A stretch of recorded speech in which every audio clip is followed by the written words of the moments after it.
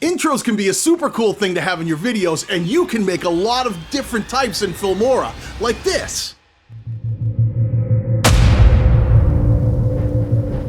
Stick around, I'll show you how. Hit the subscribe button and click the notification bell to be part of the conversation. We're going to use a few tricks today that I haven't talked a lot about before. The first thing we need to do is create the text graphic that we want to use for our intro. For this one, I made it all about me. Like I don't do that every week, right? So I spelled out my name, but you can use any words or font or even text motion available in Filmora 9 that you want to use for your intro to make it exactly the way you want yours to look.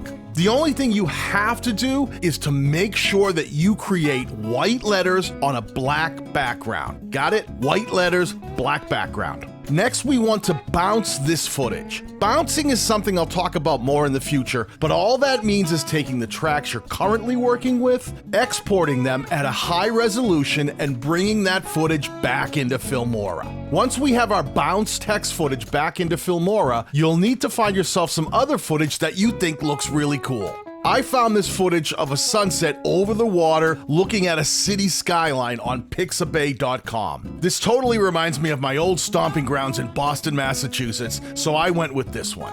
Next, bring the footage you think is cool down into the main timeline. Then bring the bounce text footage into the track above it. Now here's where the magic happens. Click on the bounce text footage and in the upper left, click on Compositing. In the blending mode dropdown, choose either darken or multiply. Both will work for this effect. I happen to like multiply because it's a bit more crisp around the edges. The minute you activate it, you'll instantly see that your background image now shows through the white letters of your text. How cool is that?